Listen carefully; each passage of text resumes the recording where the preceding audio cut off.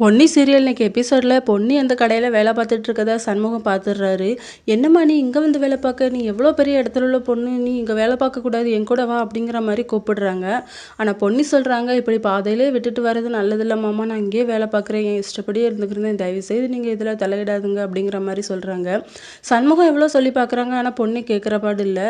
சரி அப்படின்னு சொல்லிட்டு சண்முகம் வந்து ஸ்ட்ரைட்டாக ஜெயாட்ட போய் பேசுகிறாங்க.